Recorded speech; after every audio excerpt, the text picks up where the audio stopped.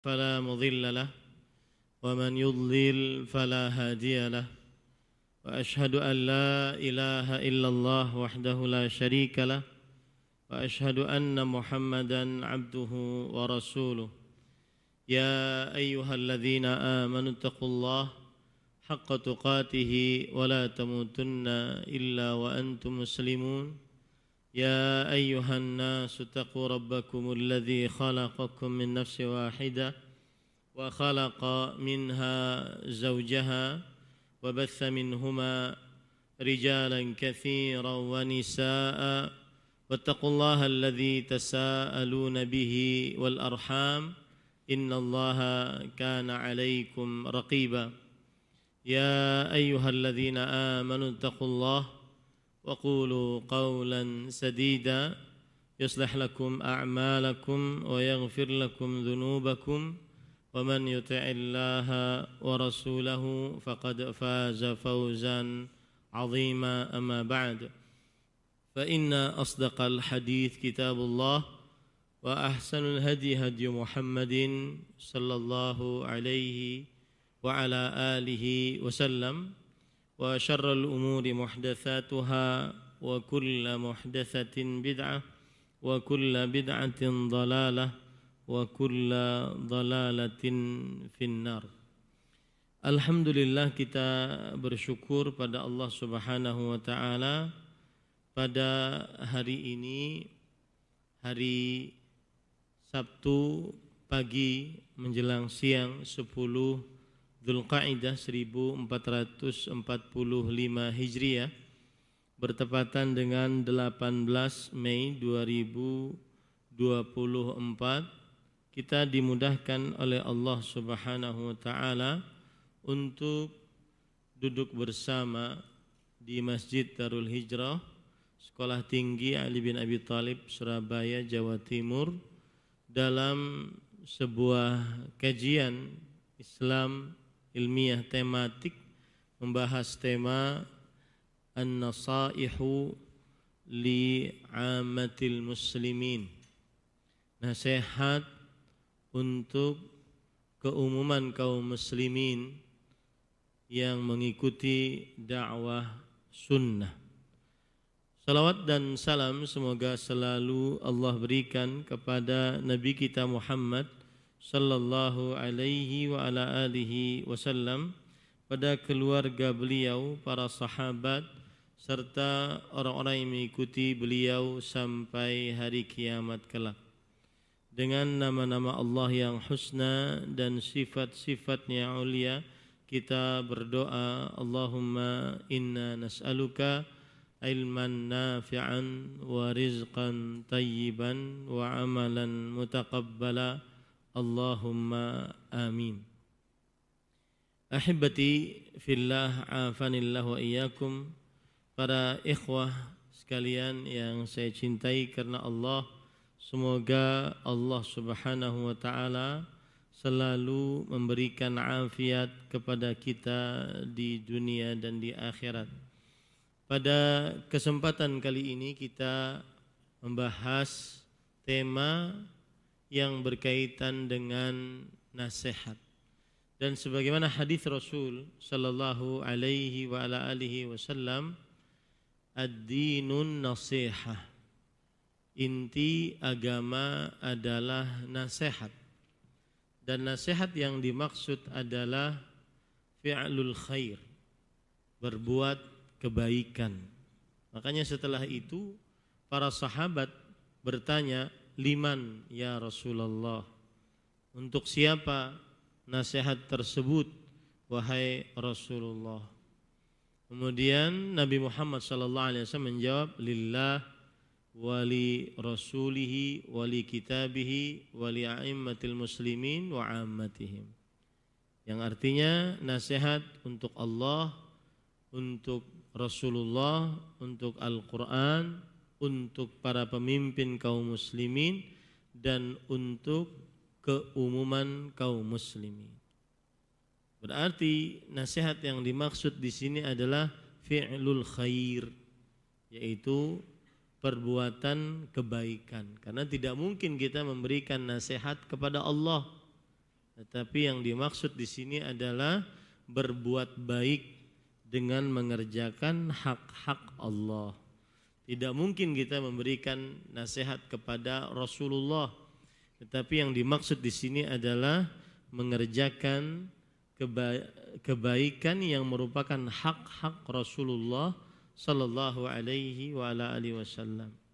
Tidak mungkin kita memberikan nasihat kepada Al-Qur'an, maka yang dimaksud di sini adalah mengerjakan kebaikan, yaitu hak-hak Al-Qur'an yang seyogianya dikerjakan oleh seorang muslim.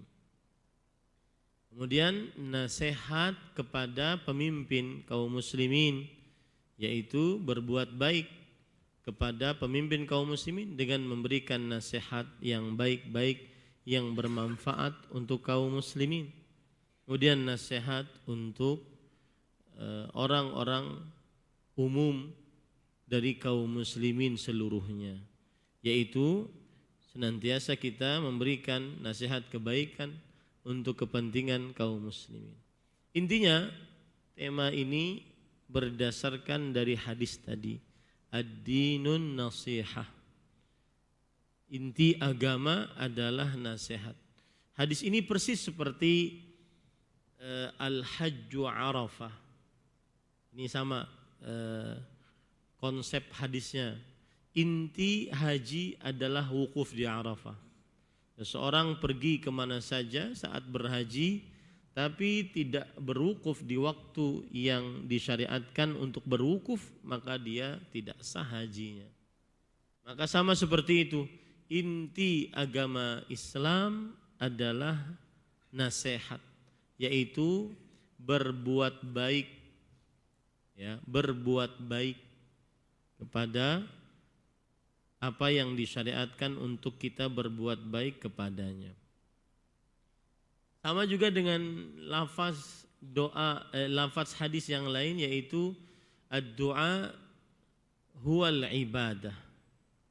Inti ibadah adalah berdoa. Ad-du'a huwal ibadah. Inti ibadah adalah berdoa kepada Allah Subhanahu wa taala. Ini menunjukkan pentingnya nasihat di dalam agama Islam. Dan jika nasihat tersebut tidak dilaksanakan, maka tidak akan tegak agama Islam. Makanya saya mengangkat tema nasihat untuk kaum muslimin yang mengikuti dakwah sunnah. Kemudian yang patut diperhatikan juga dalam tema ini adalah makna nasihat yang diangkat. Nasihat untuk pengikut dakwah sunnah. Makna nasihat yang diangkat di sini adalah iradatul khair lil mansuhilah, yang artinya keinginan baik untuk yang dinasihati.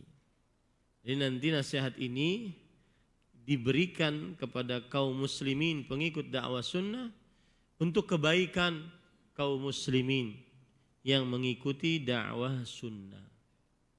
Untuk kebaikan kaum muslimin yang mengikuti dakwah sunnah. Nah, ini seputar tema yang kita bicarakan.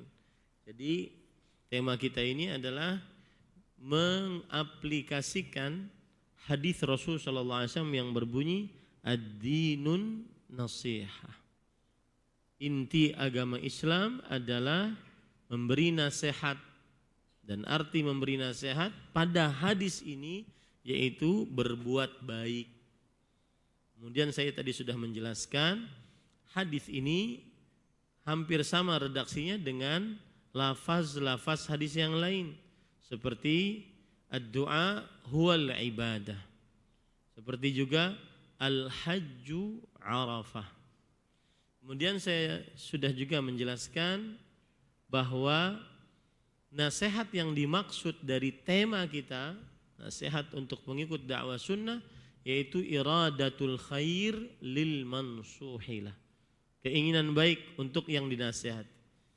Jadi kita mengangkat tema ini untuk memberikan nasihat agar kaum muslimin terutama yang mengikuti dakwah sunnah, benar-benar mendapatkan kebaikan dari nasihat ini.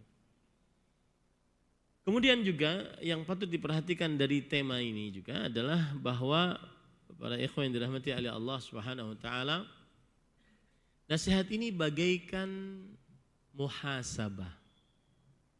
Jadi nasihat ini nanti lebih condongnya kepada muhasabah, introspeksi diri.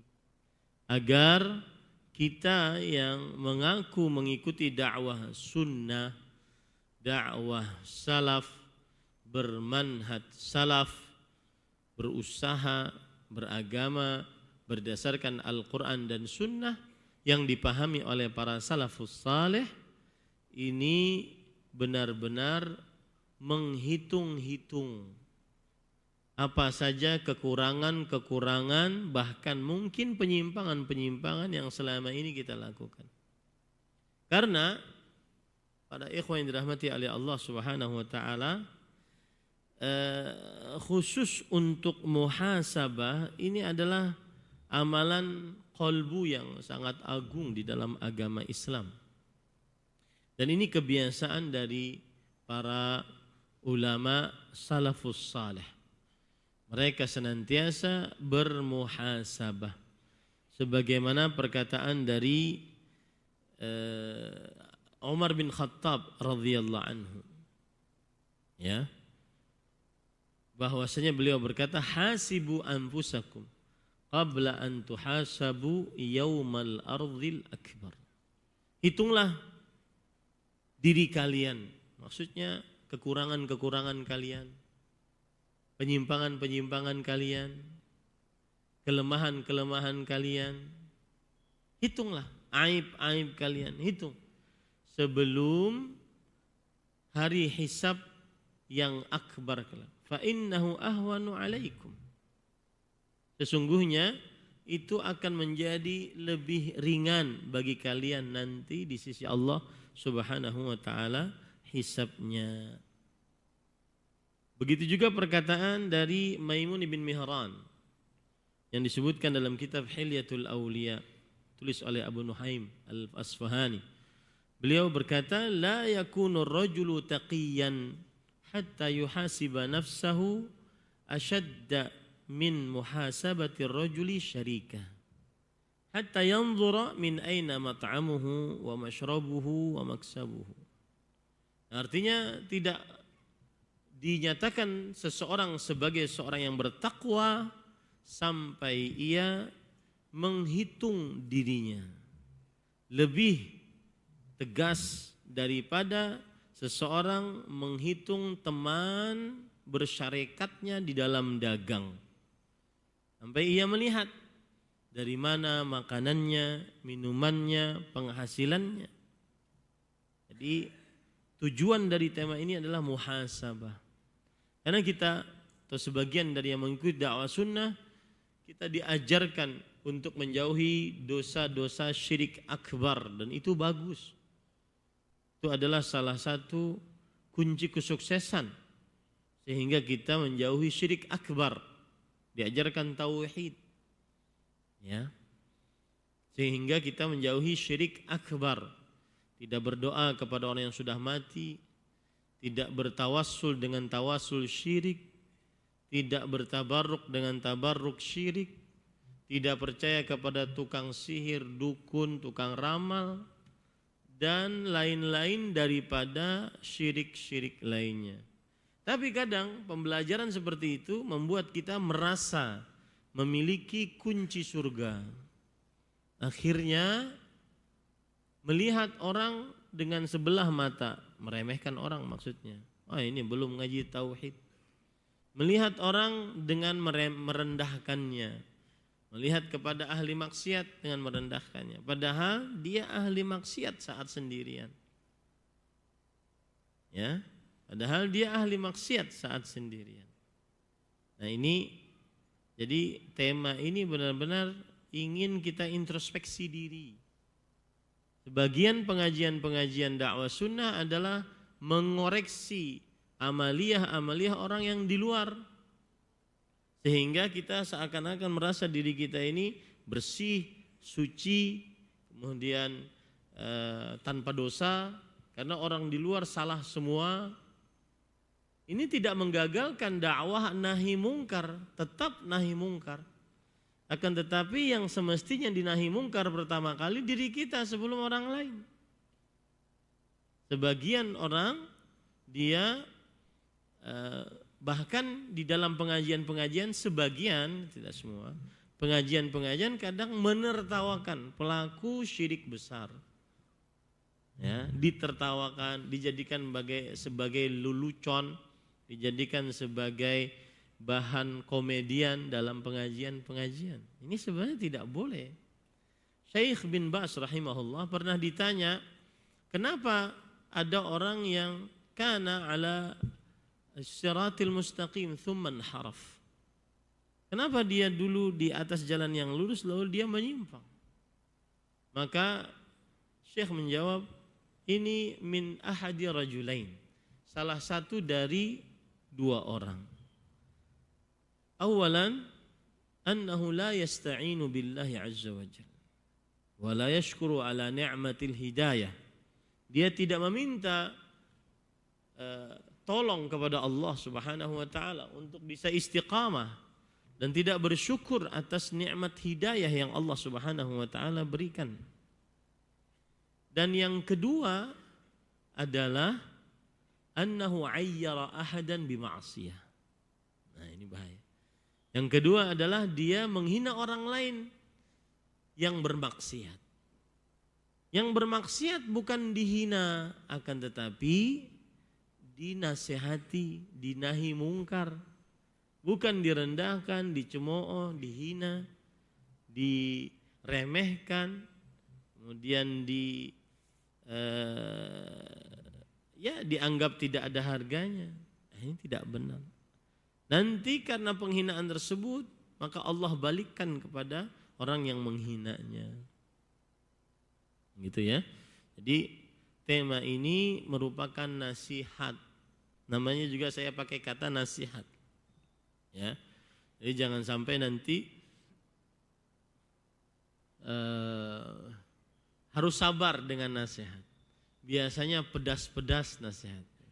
Telinganya harus sabar, dadanya harus sabar. Jangan pernah berpikir tentang orang lain, ini berpikir tentang kita. Untuk kebaikan kita. Untuk kebaikan yang sudah katanya meniti jalan istiqamah, meniti jalan dakwah sunnah, meniti jalan dakwah salaf. Ya. Ini para ikhwah. Nah, kita langsung sudah setengah jam tadi pendahuluan tentang tema ini. Dan itu antum-antum nanti berdakwah seperti itu harus menjelaskan. Jangan langsung dakwah masuk langsung gempur sana gempur sini. Orang yang ingin didakwahi bingung, ini Ustadz ngomong apa, kemana tujuannya, itu harus jelaskan dulu. Makanya saya pribadi kalau ditanya Ustadz temanya apa, itu paling sulit. Ya, kalau tematik, makanya enaknya kajian kitab. Nah, kita belajar kitabnya. Tapi kalau tematik, nyari temanya saya susah. Belum lagi tema di Masjid Darul Hijrah. Ini mahasiswa semua kah atau masyarakat umum kah? Apa yang cocok untuk mereka? Nah, seperti itu. Karena kita mempertanggungjawabkan apa yang akan kita sampaikan. Apalagi tema-tema sekarang beda dengan tema-tema kajian dulu.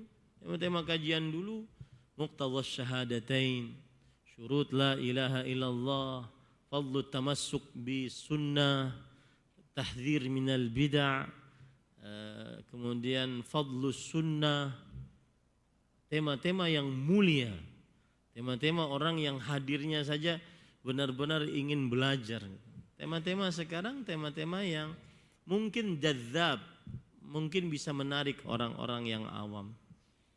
Ya, seperti misalkan aku suka kamu, kamu suka dia. Ya. Makanya antum kalau nanti berdakwah, ini para mahasiswa yang nanti kalau terjun berdakwah, dan semestinya seperti itu. yang sudah jalan di jalan agama, jangan menyimpang. Jangan mau jadi orang umum pekerjaannya. Biarkan dia jalannya para nabi, jalan pendakwah. Meskipun tidak kaya, meskipun tidak mewah hidupnya, secukupnya. Biasanya para pendakwah begitu. Ya. Maka kalau berdakwah nanti harus disampaikan apa maksud dari tema ini,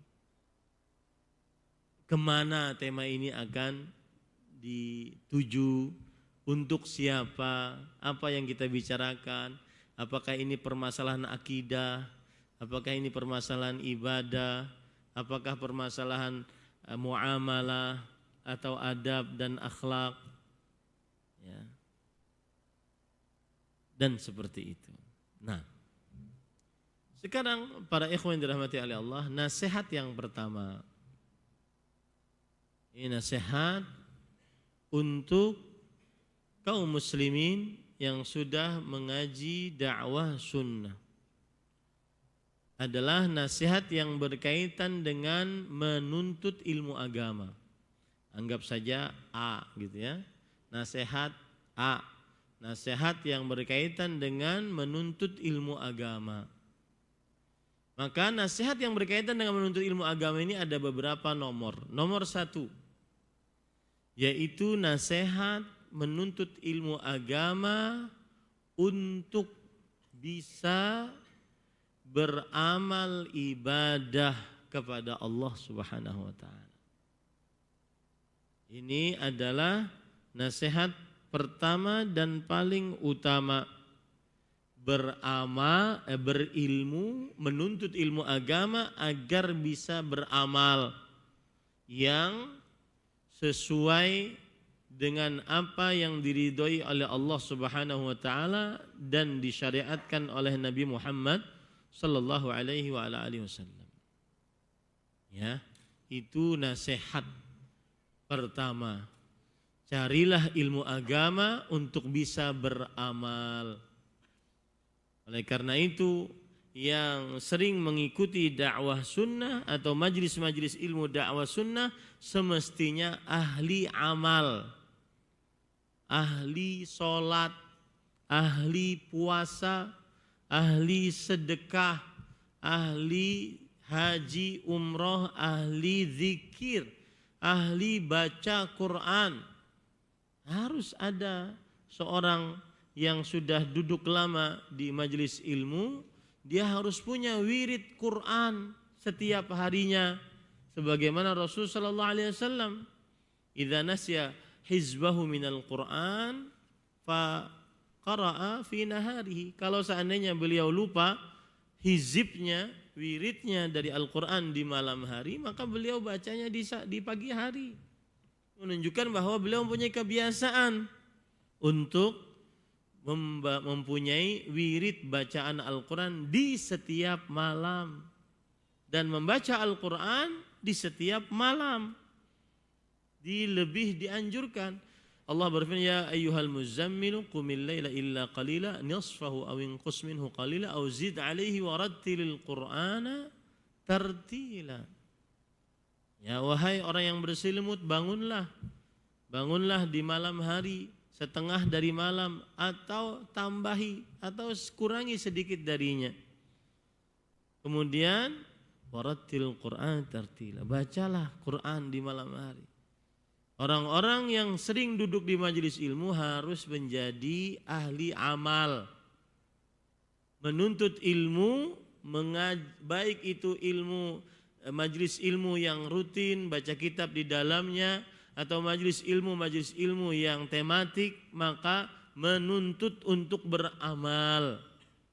Ingat itu, pengikut dakwah sunnah harus ahli amal. Ya, baik itu sholatnya qobliyah, ba'diyah, sholat tahajud, sholat witir, bahkan sholat witir 1 rakaat. Aneh kalau seandainya seorang muslim pengikut dakwah sunnah fadlan an talibil ilm tidak sholat malam. Fa innahu da'bus salihin min qablikum. Sesungguhnya dia adalah kebiasaan orang-orang saleh dari orang-orang sebelum kalian. Aneh. Bahkan bisa dikatakan ini derajatnya derajat penuntut ilmu ya. Aib. Seorang penuntut ilmu tidak sholat malam. Akan tetapi main game ataupun scroll TikTok, Instagram sampai jam 2 pagi. Aib. Aib ini. Ya. Rasul sallallahu alaihi wasallam bersabda, "As-siyam wal Qur'an yashfa'ani yaumal qiyamah." Membaca Al-Qur'an dan berpuasa kedua-duanya akan memberi syafaat nanti pada hari kiamat. Berkata bacaan Al-Qur'an, "I Rabbi mana'tuhun nauma bil-lail fasyaffi'ni fihi." Wahai Rabbku, aku larang dia untuk tidur di malam hari. Kenapa? Membacaku. Maka ampuni dosanya. Waktu yang paling ansab untuk membaca Al-Quran memang di malam hari. Karena pagi hari kita bekerja untuk aktivitas dunia. Di malam hari. Dulu ketika matahari terbenam, maka tidak ada lampu yang menyala. Otomatis gelap. Dan Rasul SAW tahu bahwa ini adalah perkampungannya, kalau bahasa kita sekarang komplek. Ini adalah kompleknya kaum Asy'ariyin yang suaranya bagus-bagus. Kenapa? Karena yusma'u min buyutihim dawiyun kadawiyin nahl. Didengar dari dalam rumah mereka dengungan seperti dengungannya lebah. Seperti dengungannya lebah. Ini menunjukkan bahwasanya tilawatul Quran bil lail, mempunyai wirid di malam hari. Sekali lagi saya katakan ini untuk para penuntut ilmu ya, bukan kaum muslimin secara umum. Aib seorang muslim penuntut ilmu tidak baca Quran di setiap harinya, ada hari terlewat padahal dia kosong, tidak ada safar, tidak ada kegiatan, atau tidak mempunyai wirid di malam hari. Aib. Nah ini kan pedas ya. Jadi harus sabar, makanya saya katakan. Nasihatnya adalah menuntut ilmu untuk beramal. Untuk beramal. Rasul sallallahu alaihi wasallam bersabda dalam hadis riwayat Imam Bukhari dari Muawiyah bin Abi Sufyan. Muawiyah bin Abi Sufyan ini adalah keluarga Nabi dari sisi bapak. Bapak Nabi Abdullah itu menikah dengan orang Madinah dari Bani Najjar. Nah, Muawiyah bin Abi Sufyan dari situ. Nah, Rasulullah SAW bersabda, "Man yuridillahu bihi khairan yufaqihu fiddin." Siapa yang diinginkan oleh Allah Subhanahu wa taala kebaikan, maka niscaya Allah Subhanahu wa taala akan memahamkan agama kepadanya. Hadis ini sudah ma'ruf di antara antum-antum para penuntut ilmu. Tapi perlu diperhatikan pemahaman terhadap hadis ini. Imam Ibnu Qayyim Al-Jauziyah rahimahullahu taala dalam kitab Miftah Daris Sa'adah, beliau mengatakan, bagaimana tadi lafaz hadisnya? Man yuridillahu bihi khairan.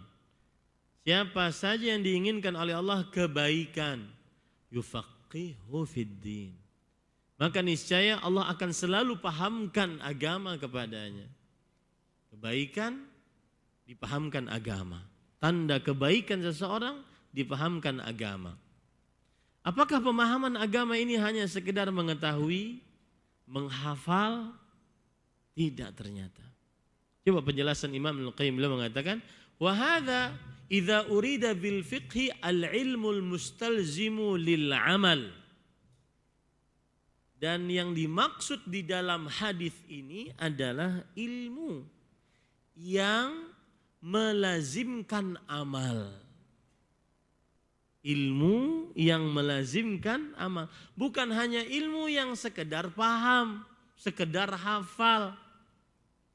Melazimkan amal. Wa amma in urida bihi mujarradul ilm fala yadullu ala anna man faqaha fid din faqad urida bihi khairan. Adapun jika yang dimaksud bahwa kebaikan yang didapat adalah apabila seseorang hanya sekedar berilmu, maka ini tidak menunjukkan bahwa yang dipahamkan agama diinginkan oleh Allah kebaikan. Karena banyak orang kafir paham, bahkan hafal Al-Quran, ya, hafal hadis-hadis Rasul, kafir, musyrik, orientalis, musuh Islam.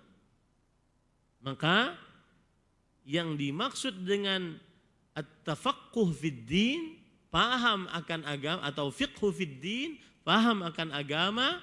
Apa bedanya tafaqquh dengan fiqhu fid din? Ahlul lughah. Antum ahlul lughah. Mal farq baina at-tafaqquh fid din wal fiqhu fid din? Yalla, man yujib u'tihi 100 rubiyah. 100,000 rubiyah. لا أحد. يلا أيها الطلبة، من أفضلكم؟ ما الفرق بين الفقه في الدين والتفقه في الدين؟ نعم.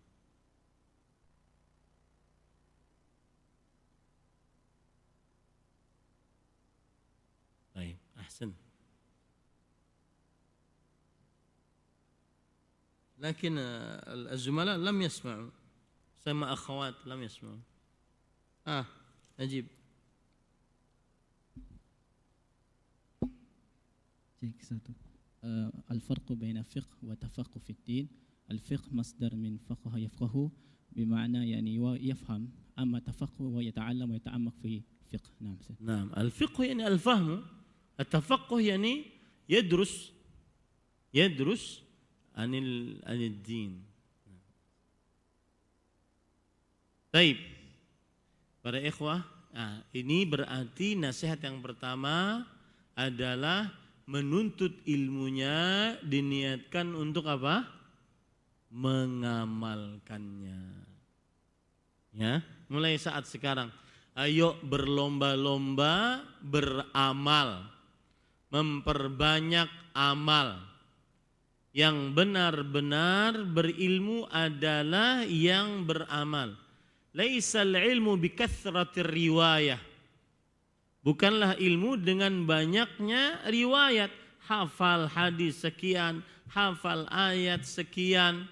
Makanya Imam Ibn Utsaimin rahimahullah ketika ditanya ma afdalit tariqah atau afdalut turuq li at-tadarruj fi talabil ilm. Apa jalan yang paling afdal untuk perlahan-lahan dalam menimba ilmu agama? Maka beliau menjawab, yaitu yang paling saya anjurkan adalah mempelajari Al-Quran dengan tafsir-tafsirnya dan pengamalannya. Nah, itu yang dilakukan oleh para sahabat Nabi radhiyallahu anhum. Ya, kita mempelajari 10 ayat dari Al-Quran, tidak melewatinya hatta na'lama ma'naha wa na'mala biha. Tidak melewatinya sampai kita mengetahui maknanya, tafsirnya sampai dan juga mengamalkannya. Jadi nasihat A tentang menuntut ilmu, nasihat yang pertama adalah menuntut ilmunya dengan niat untuk mengamalkan dan amalkanlah. Berprestasi, harus berprestasi dalam ibadah. Pengikut dakwah sunnah harus ahli ibadah. Contoh misalkan, saya beri contoh, ini kisah ya. Dan kita sebenarnya kisah-kisah seperti ini tidak terlalu excited untuk menceritakan, hanya sebagai pengetahuan saja. Karena di dalam dakwah sunnah kita tidak boleh ghulu dalam memuji orang-orang saleh. Tetapi kita mendoakan agar para masyaikh kita, guru-guru yang kita belajar bersimpuh di hadapan mereka belasan tahun, puluhan tahun, itu diberikan petunjuk oleh Allah untuk istiqamah di dalam beribadah kepada Allah. Tetapi kita ceritakan istiqnasan saja, hanya sebatas untuk mengingat kebaikan saja. Suatu ketika kita daurah di Raja TV. Kemudian waktu daurah dari habis asar sampai azan maghrib. Pas mau menjelang azan, berhenti daurah, kita turun ke masjid. Salat maghrib, kemudian Syekh Profesor Dr. Ibrahim bin Amir Ruhaili, hafizahullah ta'ala, seperti kebiasaan beliau yang kita kenal semenjak di kampus, ahli ibadah, ahli zikir, ahli salat di Masjid Nabawi, itu yang kita kenal dari beliau. Jarang meninggalkan salat di Masjid Nabawi. Jarang meninggalkan salat di Masjid Nabawi. Berbeda dengan sebagian orang yang mungkin sudah jadi mutawif di sana tapi jarang salat di Masjid Nabawi. Salatnya di hotel. Maka beliau berzikir dan berzikir lama biasanya beliau. Benar-benar berzikir dan benar-benar berzikir. Tidak berzikir sambil main HP, tidak berzikir sambil celingak-celinguk, tidak, apalagi tidak berzikir. Tapi habis salam langsung ngobrol, enggak, jauh, Syekh dari itu jauh. Berzikir, benar-benar berzikir lama. Kemudian setelah itu, ini salat maghrib ya, dan beliau musafir ya. Kemudian beliau salat 2 rakaat. Oh, kita kira mungkin beliau salat sunnah ba'diyah. Meskipun musafir, mungkin beliau menganggap dirinya sudah muqim, karena sudah beberapa hari di Indonesia. Kemudian setelah itu, setelah salat 2 rakaat, kita kira beliau ingin selesai masuk ke tempat ruangan. Ternyata selesai salam, salat lagi 2 rakaat.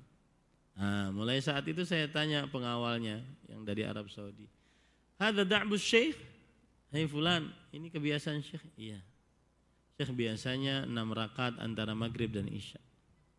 Dan itu kebiasaan Abdullah bin Mas'ud. Salafus salih, ahli ibadah. Coba, antara maghrib dan isya, apa sebagian yang dilakukan? Nongkrong di kafe, sudah ngaji padahal. Hah? Aib kadang-kadang kita, apalagi penuntut ilmu, antara maghrib dan isya tidak di atas sajadah. Atau tidak di majelis ilmu, malah nongkrong-nongkrong di kafe. Seperti pekerjaan orang awam. Aib. Pengikut dakwah sunnah enggak seperti itu, ahli ibadah. Kemudian setelah itu, kecuali kalau dia bekerja ya beda lagi halnya. Kemudian setelah itu setelah sholat 4 rakaat, bangun lagi 2 rakaat. Oh, ini ahli ibadah. Dan begitu para masyayikh kita yang kita kenal. Makanya saya sangat membenci ada orang-orang tidak pernah mengenal syekh, kemudian dengan sekonyong-konyongnya mulutnya mentahdir syekh kita. Ente enggak pernah duduk sama syekh. Ente enggak pernah duduk, enggak pernah tahu bagaimana ibadahnya, kok bisa mentahdir syekh apalagi. Syekh Ali Hasan Al-Halabi hafizahullah, ahli ibadah.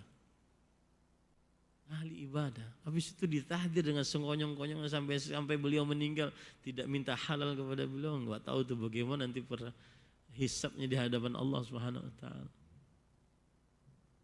Tapi yang masih hidup kita ceritakan seperti istiqnasan saja. Yang meninggal. Makanya Abdullah Mas'ud mengatakan, man istanna falyastanna biman qad mat. Fa innal hayy la tu'man alaihi al-fitnah. Siapa yang ingin mengambil suri tauladan, contoh, role model, maka ambillah orang-orang yang sudah meninggal dari para salafus saleh, para sahabat, para tabi'in, para tabi'ut tabi'in. Ya. Kenapa? Karena yang masih hidup tidak aman dia dari godaan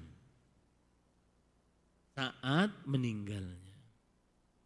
Nah, ini para ikhwah yang dirahmati oleh Allah Subhanahu wa taala. Nasihat yang kedua, yaitu yang berkaitan dengan, masih berkaitan dengan menuntut ilmu. Tadi yang pertama ya. Yang kedua adalah menuntut ilmu agar lebih khasyah kepada Allah. Menuntut ilmu agar lebih khasyah kepada Allah Subhanahu wa taala. Sebelumnya saya kembali ke permasalahan yang pertama tadi. Contoh misalkan zikir pagi, zikir sore, jangan malas. Para pengikut dakwah sunnah benar-benar harus semangat berzikir pagi, zikir sore. Apalagi penuntut ilmu, calon-calon pendakwah, calon-calon ustadz, calon-calon pemberi suri tauladan di tengah masyarakat. Kalau kata orang Banjar, tirakat, harus banyak tirakatnya, harus banyak amaliyahnya. Harus banyak amaliyahnya. Zikir pagi, zikir sore. Jangan sampai kita mendakwahi orang ataupun mengkritisi amaliyah orang yang banyak amalan, tetapi amalannya tidak berdasar dari Al-Quran dan hadis yang sahih. Kemudian kita tidak berzikir. Saya ingat dulu, mama rahimahullah, mama saya itu ahli ibadah di atas sejadah setiap antara azan maghrib dan isya. Apapun yang terjadi beliau di atas sejadah. Kemudian saya lihat bacaan-bacaannya. Wah, ini enggak ada contohnya. Maka beliau pertanyaan pertama apa yang beliau tanyakan? Lalu aku baca apa? Aku disuruh nonton TV. Aku disuruh nonton ini. Lalu bacanya apa? Maka maksud saya adalah kalau seandainya ada orang yang mengikuti dakwah sunnah dan tidak mengerjakan zikir-zikir bid'ah, maka harus semangat mengerjakan zikir-zikir yang sesuai dengan sunnah. Dan lengkap dibacanya, zikir pagi sorenya. Dan rutin, bukan sekedarnya. Ya, terutama di saat-saat yang memang tidak genting seperti saat mukim, saat tidak safar. Kalau saat-saat genting, saat safar, saat ada sesuatu mungkin beda hal. Saat yang santai, habis asar tidak ada kerjaan apa-apa. Habis subuh tidak ada kerjaan apa-apa. Maka zikir pagi, zikir sore, rutin. Harus rutin. Kenapa? Karena itu adalah salah satu bukti kita belajar ilmu agama. Tanda orang belajar ilmu agama, ahli ibadah kepada Allah Subhanahu wa ta'ala. Qabliyahnya, ba'diyahnya. Nah, yang kedua adalah innamal ilmu khasyatullah. Inti dari ilmu, belajar ilmu agama adalah membuat kita lebih khasyah kepada Allah. Nah, saya punya pertanyaan untuk para penuntut ilmu. Mal farq bainal khasyati wal khawfi war rahbati? Man yujib utihi 100,000 rubiyah. Man yujib utihi 100,000 rubiyah. La ahad. Apa bedanya antara istilah-istilah berikut? Al-khawf, al-khasyah, ar-rahbah.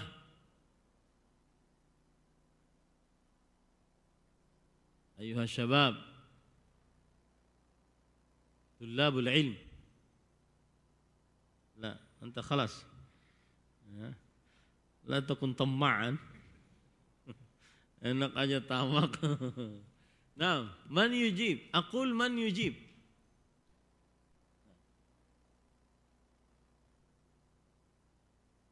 Al-khasyah mabniyat an al-ilm. Naam. Al-khawf munaffir. Naam. Ar-rahbah. Ar-rahbah ghaira munaffirah. Qallabta. Baik. Baik. Al-jawab yani kada an yusib. Lakin qultu man yujib u'tihi. Man yujib. Sahih aw la, hadha amrun akhar. Kan saya bilang siapa yang jawab. Mau benar mau salah itu urusan lain. Siapa yang jawab saya kasih 100,000 kan gitu.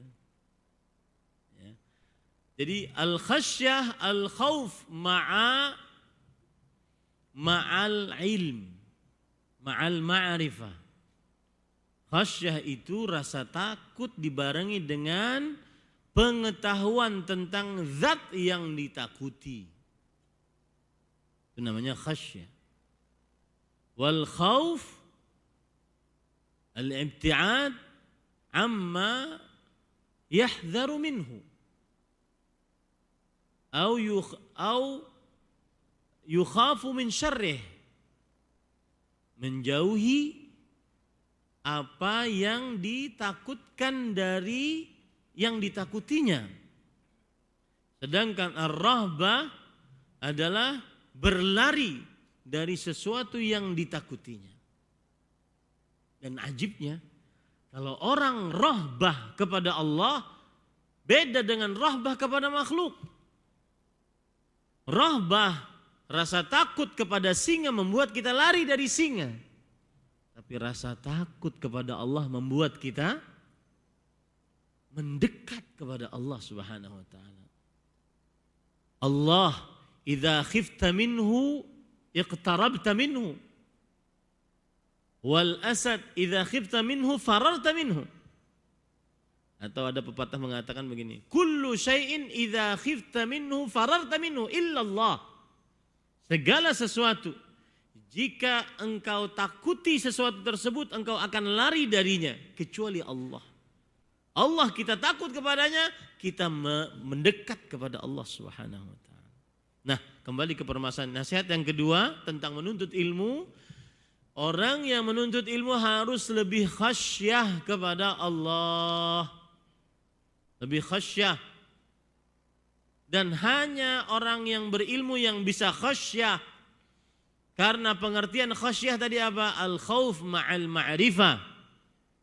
Rasa takut dibarengi dengan pengetahuan terhadap zat yang ditakuti. Kita kenapa takut kepada Allah? Karena kita mengenal Allah. Allah Subhanahu wa taala Maha Kuasa, Maha Perkasa, Al-Qawi, Al-Qahhar, Al-Jabbar, Al-Mutakabbir, Ad-Dayyan, yang maha meminta pertanggungjawaban. Takut kita kepada Allah Subhanahu wa taala. Kenapa? Karena kita faham nama-namanya yang husna, sifat-sifatnya yang ulia. Al-khauf ma'al ma'rifah. Dan yang hanya bisa khasyah hanya para ulama. Makanya Allah Subhanahu wa taala berfirman di dalam Al-Qur'an, innama yakhsyallaha min ibadihil ulama A-U-I.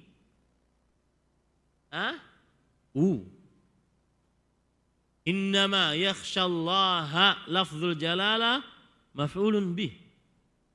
Sesungguhnya yang takut kepada Allah hanyalah, innama adatu hasr, huruf untuk membatasi, hanyalah para ulama. Semestinya itu disebutkan oleh Allah Subhanahu wa taala di dalam Al-Qur'an surat Fatir ayat 28. Semestinya semakin dia belajar ilmu agama, semakin dia takut kepada Allah Subhanahu wa taala. Maka hati-hati nih, ilmu yang tidak bermanfaat. Semakin belajar ilmu agama, semakin sering maksiat saat sendirian. Seperti al-'adah as-sirriyah, yaitu kebiasaan rahasia, masturbasi, onani. Padahal penuntut ilmu agama, menghafal Al-Quran, belajar hadis, belajar ilmu fikih. Tapi kenapa mempunyai al-'adah sirriyah? Baik itu masturbasi, mendengar musik, melihat yang haram. Kenapa? Karena berarti ilmunya belum bermanfaat untuknya. Makanya para ulama rahimahumullahu ta'ala, di antaranya Imam Ahmad rahimahullahu ta'ala, beliau mengatakan innamal ilmu khasyatullah. Sesungguhnya ilmu itu adalah takut kepada Allah Subhanahu wa ta'ala. Ya, takut kepada Allah Subhanahu wa ta'ala. Lihat penjelasan Imam Ibnu Katsir terhadap surat Fatir ayat 28 tadi. Innama yakhshahu haqqa khasyatil ulama al-arifuna bih. Sesungguhnya yang hanya takut dengan sebenar-benar takut kepada Allah adalah para ulama yang mengenal Allah Subhanahu wa taala. Li'annahu kullama kanatil ma'rifatu lil 'azimil qadiril 'alimil mawsufi bi sifatil kamal al-man'uti bil asma'il husna kullama kanatil ma'rifatu bihi atamma wal ilma bihi akmala kanatil khasyatu lahu a'zama wa akthara. Subhanallah. Yang artinya setiap kali pengetahuan terhadap Allah yang maha agung, maha kuasa, maha mengetahui, yang mempunyai sifat dengan sifat kesempurnaan, yang dibarengi dengan nama-nama yang husna. Ma makna al-husna? Al-asma al-husna, al-asma allati balagat al-husna, balagatil ghayah fil husn. Sampai kepada puncak kesempurnaan kebaikan. Itu namanya husna. Balagatil ghayata fil husn. Sampai kepada puncak kesempurnaan kebagusan. Maka setiap kali pengetahuan dia terhadap Allah sempurna, pengilmuan dia terhadap Allah sempurna, maka semakin khasyahnya kepada Allah agung, besar, banyak. Ini para ikhwan dirahmati oleh Allah Subhanahu wa taala. Maka hati-hati ilmu yang tidak bermanfaat. Kau semakin nuntut ilmu semakin meremehkan maksiat, semakin lancang bermaksiat saat sendirian. Ya, seperti ada pepatah Arab mengatakan, "Idza khalauta biribatin fi dzulmatin, fala taqul khalautu, walakin qul innal ladzi khalaqadz dzalama yarani." Jika engkau bersendirian dengan sesuatu yang tidak mengenakan hati, itu dosa. Dalam sebuah kegelapan, maka jangan katakan aku sedang sendirian. Akan tetapi katakanlah sesungguhnya yang menciptakan kegelapan sedang memandangi, mengawasiku. Semakin nuntut ilmu semakin khasyah kepada Allah Subhanahu wa taala. Terutama saat sendirian, bermaksiat saat sendirian. Dalam hadis riwayat Imam Ibnu Majah dari Thauban maula Rasulullah sallallahu alaihi wasallam, beliau bercerita Rasulullah sallallahu alaihi wasallam bersabda, la a'lamanna aqwaman min ummati ya'tuna yaumal qiyamati bihasanat amsali jibal tihamata bidan. Sungguh aku akan memberitahukan tentang orang-orang dari umatku yang nanti pada hari kiamat membawa pahala bergunung-gunung. Seperti gunung-gunung Tihamah. Kenapa disebutkan Tihamah? Di mana Tihamah? Gunung Tihamah terkenal dengan besar dan tingginya di daerah Yaman. Ini adalah takribul faham dari Nabi Muhammad SAW. Agar faham, oh yang dimaksud sebesar bergunung-gunung itu seperti itu. Fayaj'aluha Allah Azza wa Jalla haba'an mansura. Kemudian Allah Subhanahu wa taala menjadikan haba mansura, yaitu menjadikan gunung-gunung, pahala bergunung-gunung tersebut haba. Ma makna haba? Man ya'rif? Debu. Kada? Nah.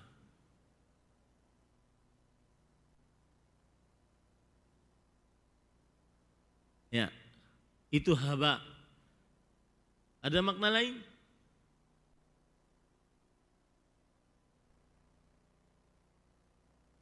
Debu yang bertebangan seperti yang dijelaskan sama. Ada makna lain? Haba, kalau antum buka kamus, maka dia adalah zarrah. Zarrah. Zarrah itu adalah makhluk yang paling kecil. Kalau di zaman modern kita sekarang ini atom. Makhluk paling kecil. Haba'an mansura. Tidak ada nilainya. Dan penyebutan haba bukan untuk dibayangkan, tetapi ya dulu ala taqlil. Menunjukkan kepada benar-benar tidak ada nilainya di sisi Allah Subhanahu wa taala. Kenapa demikian? Kata Thauban radhiyallahu anhu beliau berkata, "Ya Rasulullah, sifhum lana, jallihim alaina, alla nakuna minhum ma nahnu la na'lam." Wahai Rasulullah SAW, sifati mereka untuk kami. Jelaskan, terangkan kepada mereka, kepada kami sifat-sifat mereka, agar kami tidak berbuat seperti mereka dalam keadaan kami tidak menyadarinya. Kata Rasulullah SAW, "Innahum min ikhwanikum." Mereka saudara seiman kalian. Orang muslim berarti bukan orang kafir. "Wa min bani jildatikum." Mereka manusia seperti kalian. "Ya'khuduna minal lail kama ta'khudun." Mereka salat sebagaimana kalian salat di malam hari. "Walakinnahum idza khalau bi maharimillah intahakuha." Kan tetapi jika mereka bersendirian dengan hal-hal yang dilarang oleh Allah SWT, intahakuha. Intahak di sini bukan berarti melanggarnya, enggak. Intahak itu kalau di dalam terjemahkannya adalah mereka melanggarnya dengan lancang. Mereka melanggarnya dengan apa? Dengan lancang. Seakan-akan Allah tidak melihatnya, seakan-akan Allah tidak mendengarnya. Ya. Dan inilah maksud dari perkataan para ulama salaf, di antaranya Bilal bin Sa'ad rahimahullah, seorang tabi'i. Beliau mengatakan, la tanzur ila sigharil ma'siyah, walakin inzur ila 'azamati man 'asait. Jangan engkau lihat kepada kecilnya sebuah maksiat, akan tetapi lihatlah agungnya zat yang engkau maksiati.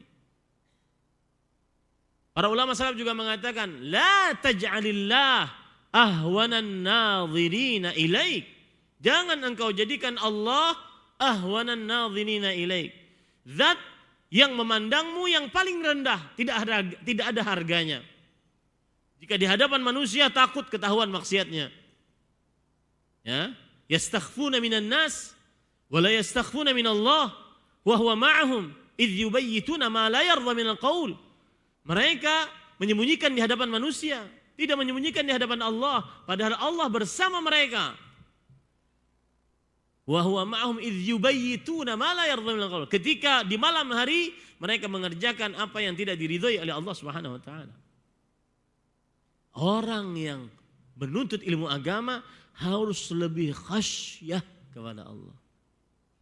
Baik, itu saat sendirian. Dan juga di dalam keramaian. Contoh misalkan, ketika orang yang sudah menimba ilmu agama, antum misalkan nanti kalau sudah lulus, kemudian ingin mengamalkan ilmu dengan ngajar, akhirnya daftar di sebuah lembaga pendidikan untuk bisa mengajar.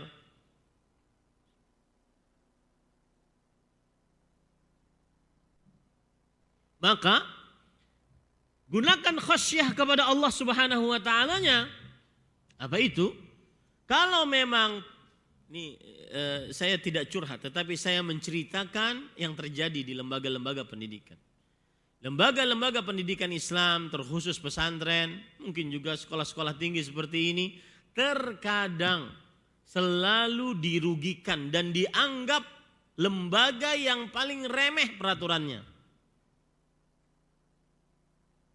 Sudah kesepakatan, al-muslimuna ala syurutim, kaum muslimin sesuai dengan syarat dan kesepakatannya, kesepakatan untuk 1 tahun bekerja di sini, mengurus pesantren bersama-sama.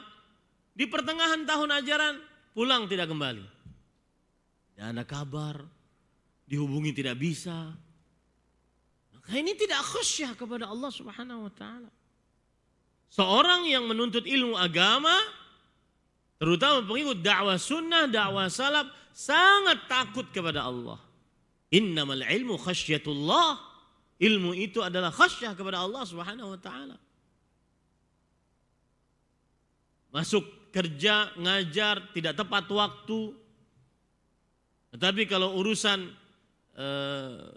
fasilitas sama urusan ratib, paling kenceng protesnya, seterusnya. Ya, ini pada ikhwan. Dan itu baru tahapan awal tuh. Itu sebuah kebiasaan dalam sebuah lembaga pendidikan, bekerja sesuai dengan kesepakatannya. Belum lagi naik yang lebih tinggi. Apa itu? Dedikasi. Dedikasi itu apa? Dedikasi itu adalah berkorban dengan berbuat ihsan di luar kebiasaan. Itu dedikasi. Untuk menggapai sebuah tujuan yang mulia. Ini kan calon-calon pengajar nih. Calon-calon pendakwah nih. Calon-calon ustadz. Harus punya dedikasi. Jangan cuma mengatakan, saya pokoknya dari jam 8 sampai jam 4 selesai sudah. Itu tugas saya. Itu namanya antum kerja di perusahaan sepatu. Bukan di lembaga pendidikan yang semestinya seseorang malah nyari-nyari bagaimana bisa dapat pahala yang besar. Dan saya punya pengalaman para ikhwah. Antum para calon-calon, para ustadz, para pengajar ini.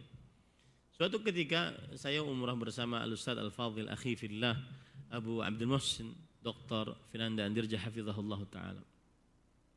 Beliau ngajak saya, Ustaz, Din, ayo kita kumpul sama anak-anak dirasat Ulia. Enggak saya cuma S1, antum aja sana. Saya bilang, enggak apa-apa katanya, kumpul aja. Akhirnya ikutlah gitu. Kemudian kumpullah itu anak-anak dirasat Ulia, S2, S3. Kemudian mereka memperkenalkan diri, Ustaz, ana dulu murid antum Ustaz di sini. Ana sebelum ke Madinah antum yang ngajari ana Ustaz gini-gini. Ya subhanallah. Mungkin Ustaznya S1. Kemudian muridnya S3 ngajar di Masjid Nabawi mungkin. Siapa tahu. Dan itu umur kedua. Maka kita harus punya dedikasi. Apa arti dedikasi? Berkorban dengan berbuat ihsan di luar kebiasaan untuk tujuan yang mulia. Itu dedikasi. Bukan hanya sekedar mengerjakan kebiasaan. Nah, itu pegawai. Seorang ustadz yang berdedikasi. Nah, itu hasil apa? Hasil khasyatullah. Bandingkan yang tadi. Di tengah tahun ajaran keluar tanpa ada apa? Konfirmasi. Antum coba pikirkan. Yang seperti itu yang rugi siapa? Yang dirugikan siapa? Kalau ada nih, antum kan anak-anak pesantren biasanya. Ada halaqah tahfidz, satu muhafidz menguasai atau mengawasi, mengurusi 10 orang. Ini kabur setengah tahun perjalanan. Siapa yang dirugikan? Santri. Calon-calon para ulama tadi. Harus dedikasi. Innamal ilmu khasyatullah. Ilmu itu adalah takut kepada Allah. Di dalam perihal muamalah, hutang bayar. Jangan memakai miftahus sir, password. Afwan akhi, bayar hutang. Innamal ilmu khasyatullah. Ilmu itu khasyatullah. Takut kepada Allah Subhanahu wa taala. Tidak menipu, tidak mengoplos, tidak memalsukan. Hak orang lain dikembalikan. Innamal ilmu khasyatullah. Ini nasihat para ikhwan. Karena sebagian kawan-kawan yang mereka tidak banyak duduk di majelis ilmu. Tapi mereka senang dengan dakwah sunnah, simpatisan dakwah sunnah. Tapi ketika diajak, ayolah tuh bersyadekat sama si fulan yang sudah kenal dakwah. Malas Ustaz. Kadang-kadang meskipun kenal dakwah sunnah, gak amanah Ustaz, gak jujur. Ini harus introspeksi nih. Harus introspeksi berarti. Ini salah satu penyebab saya mengangkat tema ini. Ya, orang-orang yang sudah ngaji dakwah sunnah, sebagiannya dikenal dengan ketidakjujuran. Sebagiannya dikenal dengan ketidaktepatan. Mana al-ilmu khasyatullah, ilmu adalah takut kepada Allah Subhanahu wa taala. Karena tadi kita diajari agar lepas syirik besar, kemudian seakan-akan megang kunci pintu surga, sehingga yang berkaitan dengan dosa-dosa sesama manusia, aman lah itu nanti urusan saya punya tauhid. Enggak pernah tawasul syirik nih. Ya. Ini tidak benar para ikhwan. Pedas ya. agak sedikit pedas ya. Nah, seperti itu. Ini para ikhwan yang dirahmati Allah. Itu sudah yang keberapa tuh poin A-nya? Nomor berapa? 2. Ilmu untuk lebih takut kepada Allah Subhanahu wa ta'ala. Termasuk di dalamnya saya katakan tadi ya, yaitu asyurut wal uqud wal uhud wal mawathiq wal ittifaqat, kesepakatan-kesepakatan, perjanjian-perjanjian. Ya. Kemudian surat menyurat harus. Mana ilmu khasyatullahnya kalau seandainya tidak jujur? Nah, itu baru berbicara yang biasa, belum berbicara yang dedikasi. Nah, yang ketiga, dan ini juga luar biasa penting. Dan ini mungkin banyak yang saya kritik dari beberapa ustadz sekalipun. Yaitu menuntut ilmu, maka semestinya yang sibuk dengan menuntut ilmu disibukkan dengan jalan dakwah. Menjadi pendakwah, berceramah, menyuluhi masyarakat, memberitahukan kepada masyarakat ilmu yang benar. Wallahi para ikhwah, kita sangat biahwaj fi amassil hajah lid-du'at. Kita sangat memerlukan para pendakwah-pendakwah, penerus-penerus estafet dakwah ini. Ustadz-ustadz senior kita sudah pada tua, sakit. Mudah-mudahan mereka disembuhkan oleh Allah Subhanahu wa taala. Siapa yang akan meneruskan kalau bukan antum-antum? Siapa yang meneruskan? Ada saatnya nanti orang-orang yang seperti berseumuran dengan saya 45 sampai 50, ada saatnya nanti sudah di pesantren saja, menyibukkan diri dengan pesantren saja, tidak keluar lagi. Ada saat. Siapa yang meneruskan dakwah ini? Anak-anak muda. Maka harus ada tekad di dalam diri. Nah, saya dari mulai SMP, SMA agama. Maka kemudian kuliahnya agama. Maka saya akan terus di jalan agama ini. Allah Subhanahu wa taala berfirman, "Wa man ahsanu qawlan mimman da'a ila Allah wa amila salihan wa qala innani minal muslimin." Yang artinya, dan siapakah yang paling baik ucapannya daripada yang berdoa? Maksudnya siapakah di sini adalah soal, kata para ulama, soal takriri wa ma'nahu nafi, yaitu pertanyaan untuk menetapkan dan maknanya adalah peniadaan. Jadi kalau antum ganti dengan siapakah dengan tidak ada, pas itu. Tidak ada yang lebih baik, makanya diterjemahkannya dengan kata-kata tidak ada. Tidak ada yang lebih baik daripada ucapannya daripada orang yang berdakwah kepada Allah Subhanahu wa taala. Maka saya nasihatkan kepada para penuntut ilmu, pengikut dakwah sunnah, terkhusus penuntut ilmu, jadilah para pendakwah. Ada kemarin saya, sebentar ya, perkataan dari Imam Ibnul Jauzi rahimahullahu ta'ala.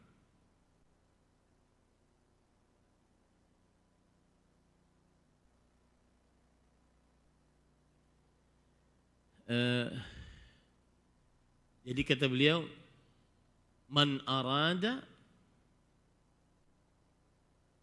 sebentar, biar saya tidak salah.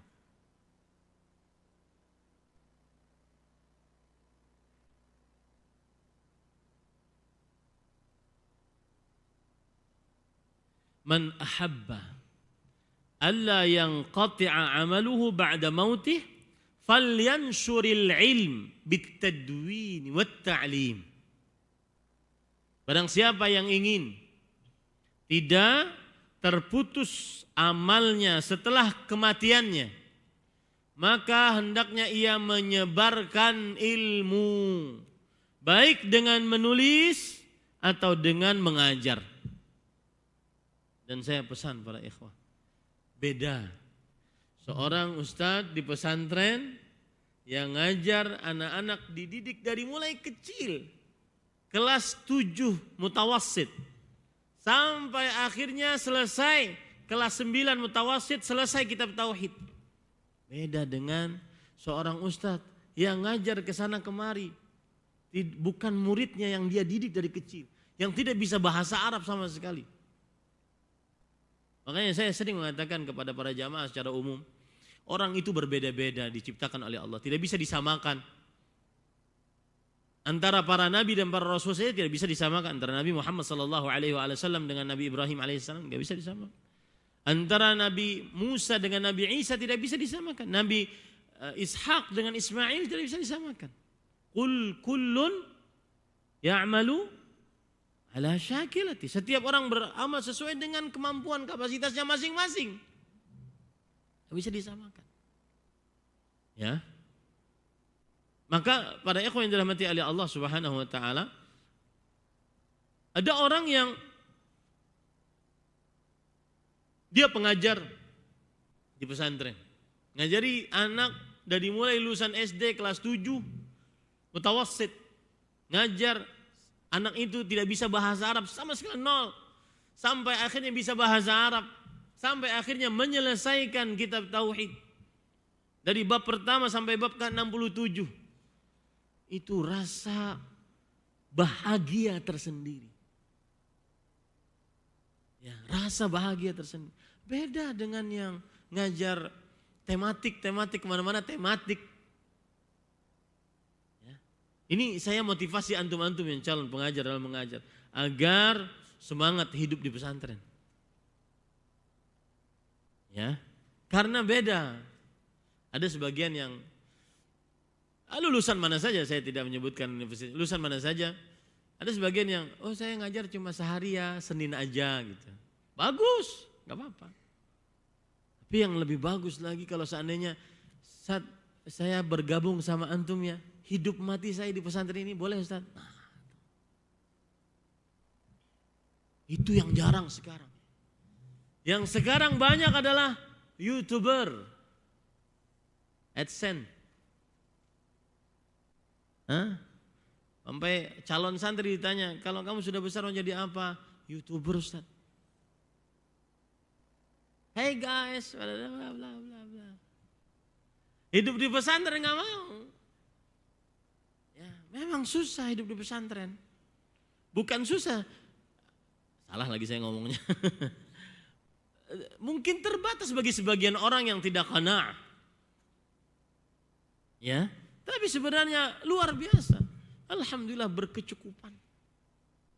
Apalagi sekarang pesantren sekarang tidak seperti dulu. Karena sekarang alhamdulillah. Maka saya berharap ini calon-calon duduk di pesantren. Saya masih ingat ada pesantren, saya tidak bisa nyebut nama pesantrennya. Ada pesantren, kemudian ada orang-orang mungkin pendiri dari kiainya sama ustadz-ustadz pendirinya itu mungkin ada 4 orang, jadi berlima mereka. Mungkin ustadz-ustadz ini titelnya nggak terlalu tinggi, tapi dari awal mereka sampai pesantren itu besar, sampai muridnya ratusan, ribuan, akhirnya datanglah baru tuh ustadz-ustadz yang bertitel-titel mewah.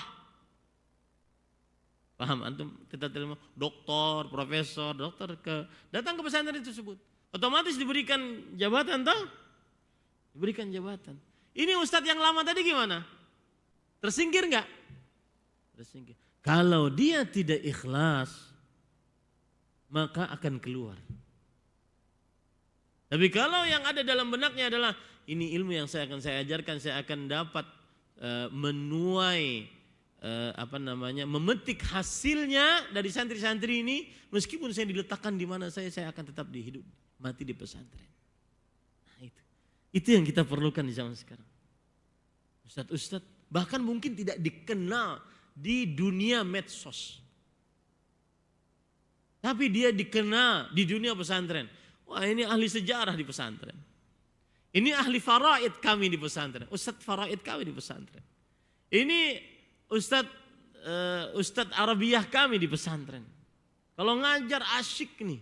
Tapi nggak dikenal di YouTube, nggak dikenal. Nggak kenal di Instagram, nggak dikenal. Nah, kita perlukan seperti itu. Menuntut ilmu untuk apa? Di dakwahkan. Dan benar-benar berdakwah. Saya juga ya hampir ya bifadlillahi awalan wa akhiran. Hampir mungkin di 34 provinsi sudah didatangi. Setiap ada saya provinsi yang saya datangi untuk berdakwah, ada lulusan sebuah pesantren. Yang mana dia hanya lulusan tsanawiyah, aliyah gitu. Tapi sibuk dengan dakwah, enggak lulusan S1. Tapi sibuk dengan dunia dakwah. Ya nyari ma'isyah tetap, tapi sibuk dengan dakwah. Nah, itu sebenarnya salah satunya adalah tugas pimpinan-pimpinan di lembaga pendidikan tersebut memberikan petuah-petuah kepada para santri mahasiswanya. Agar nanti kalau pulang ke masyarakat, jangan jadi orang awam. Jadi orang yang sibuk di dalam ilmu agama. Jadi orang yang sibuk di dalam ilmu agama. Nah, ini para ikhwah yang dirahmati oleh Allah Subhanahu wa taala. Nah, sekarang yang itu sudah berkaitan dengan nasihat untuk kaum muslimin pengikut dakwah sunnah. Ini sampai berapa Ustaz? Sampai jam berapa? Sudah selesai? Alhamdulillah kalau selesai. Ila isa'ah. Kelas? Alhamdulillah. Saya selesaikan dua ya. Nasihat untuk kaum muslimin dalam perihal masa muda. Masa muda. Para ikhwan yang dirahmati oleh Allah Subhanahu wa taala, ada perkataan menarik dari ulama salafus salih.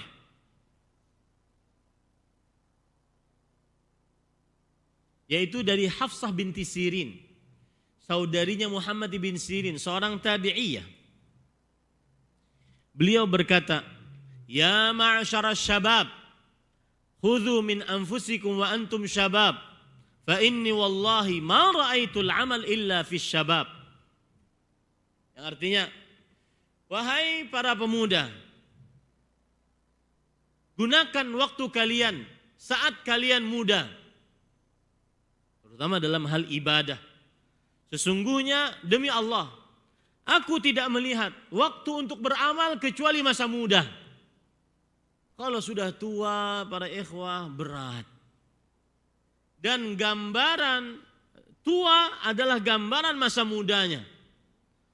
Yang jarang beramal, hafalannya sedikit saat muda dari Al-Quran, jarang sholat malam saat muda, maka bisa dipastikan saat tua pun demikian. Dan ini tajrubah. Umur saya sekarang 45. Sudah dianggap tua. Ya. Karena Allah berfirman, hatta idza balagha asyuddahu balagha 40 sana.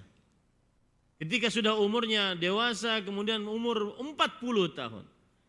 40 tahun adalah umur iktimalul insan, umur kesempurnaan manusia. Biasanya kebiasaannya tidak berubah, itu ya itu, baiknya buruknya. Maka gunakan masa muda untuk berbuat baik, mempunyai kebiasaan-kebiasaan baik. Gunakan masa muda untuk berbuat baik, mempunyai kebiasaan-kebiasaan baik. Niscaya itu akan diwarisi saat sudah tua. Ya, saat sudah tua. Kemudian, para ikhwan yang dirahmati oleh Allah Subhanahu wa taala, nasihat yang kedua yang berkaitan dengan masa muda, yaitu saat masih muda, terutama ketika sedang belajar, jangan terlalu banyak memberi, tapi teruslah tuntut ilmu sebanyak-banyaknya. Ada pepatah mengatakan, la tukthiril ata fi waqti talab. Jangan engkau banyak memberi di waktu lagi mencari.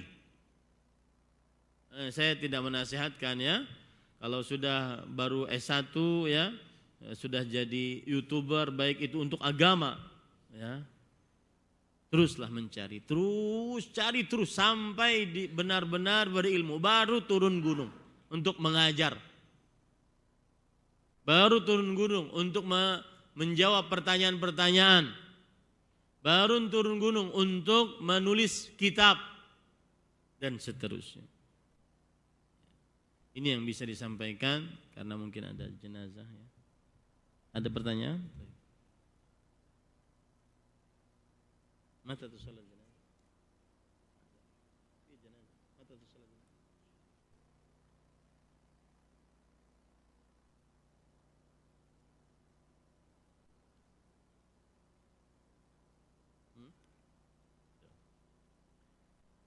Apakah wajib bagi penuntut ilmu menjadi seorang pendakwah, sedangkan setiap penuntut ilmu memiliki kecakapan ilmu yang berbeda-beda? Maka jawabannya tidak wajib, akan tetapi lebih afdal. Dan berdakwah di sini tidak mesti di sini nih, ya, pengajian, punya meja majlis ta'lim, dia bisa, kan ada stylenya para penuntut ilmu yang ngajar di kelas. Ada stylenya begini. Ada stylenya yang dia menggabungkan antara ngajar di kelas dan berdakwah di majlis masjid, di khutbah, di majlis-majlis ilmu, macam-macam. Kullun ya'malu ala syakilat. Setiap orang mempunyai kapasitas masing-masing. Tetapi lebih utama dia berdakwah semestinya seperti itu. Wallahu a'lam. Apa hukum bersedekah karena takut hisab banyaknya harta yang dianugerahkan oleh Allah dan tergesa-gesa dalam melakukannya hingga terkadang lupa akan kebutuhan diri sendiri? Maka jawabannya adalah seseorang yang bersedekah semestinya dia bersedekah jangan sampai menyengsarakan dirinya sendiri, meskipun sedekah tersebut nanti akan diganti oleh Allah Subhanahu wa taala. Rasulullah sallallahu alaihi wasallam bersabda, dan ini menunjukkan kebagusan dan kesempurnaan syariat Islam. Tidak ada syariat yang di atas muka bumi ini dari sebuah agama yang lebih sempurna, lebih bagus, lebih realistis, masuk akal bandingkan Islam. Rasulullah SAW bersabda, "Kul washrab walbas watasaddaq min ghairi saraf wala makhilah." Makanlah sesukamu, minumlah sesukamu, berpakaianlah sesukamu, bersedekahlah sesukamu dengan dua syarat. Tidak berlebih-lebihan dan tidak mendatangkan kesombongan.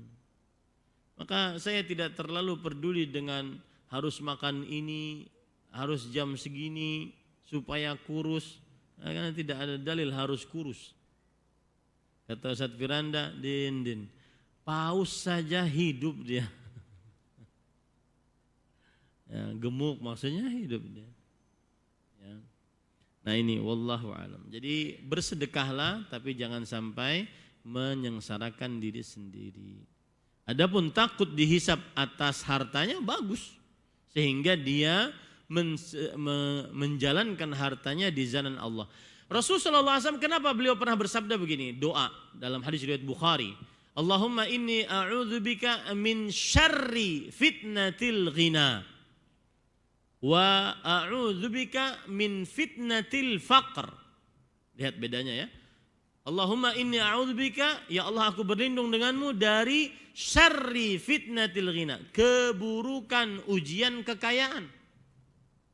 Wa a'udzubika min fitnatil faqr, dan aku berlindung kepada engkau dari ujian kemiskinan. Apa bedanya antara ujian kekayaan dengan ujian kemiskinan?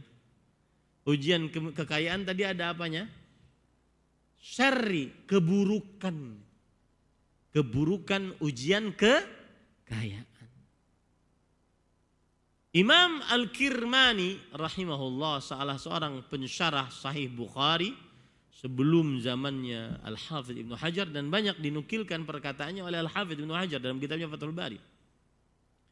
Imam Al-Kirmani mengatakan fihi isyarah, di dalamnya terdapat isyarat atas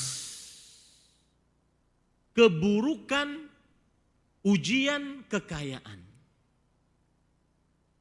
Atas keburukan ujian kekayaan. Apa keburukan ujian kekayaan yang tidak dimiliki oleh orang yang diuji dengan kemiskinan? Al-batar, sikap kesombongan, at-tughyan, melampaui batas dengan kekayaannya. Seperti yang sekarang mukbang, itu masuk ke dalam ujian kekayaan. Makan nasi satu begini, hanya sebuah konten, subhanallah, itu nggak boleh, itu haram. Ya, haram. Hanya untuk dapat duit, makan yang pedas-pedas sampai sakit perut, sampai ke rumah sakit. Saya punya cerita menarik ini tentang makan ya.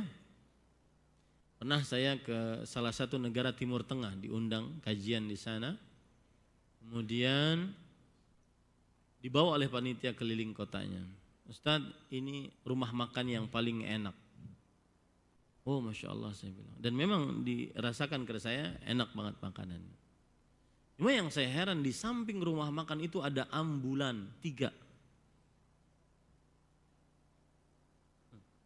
Lalu saya tanya, itu ambulan untuk apa? Ya begitulah Ustaz, saking enaknya kadang orang lupa makan. Sampai nafasnya hilang, habis. Karena dipenuhi dengan isi makan terus. Habis nafas kan gak bisa jalan. Datang ambulan bawa dia ke rumah sakit. Itu manfaat ambulannya. Nah, ini para ikhwan yang dirahmati Allah. Jadi kadang kekayaan bisa membuat orang terlalu berlebihan. Wa al-istikhdam fi ghairi ta'ah, menggunakan kekayaan tersebut di selain ketaatan kepada Allah Subhanahu wa taala. Nah, jadi intinya orang yang kaya takut dihisab itu bagus karena akan menggunakan kekayaannya untuk ketaatan. Tetapi jangan sampai menyengsarakan diri. Kita punya tanggungan hidup untuk makan, untuk minum, untuk bersandang pangan, anak, istri, dan seterusnya. Dan juga tidak boleh berlebih-lebihan. Karena Allah menginginkan ketika Allah memberi nikmat kepada seorang hamba, maka Allah Subhanahu wa taala ingin an yara athara ni'mati ala 'abdi.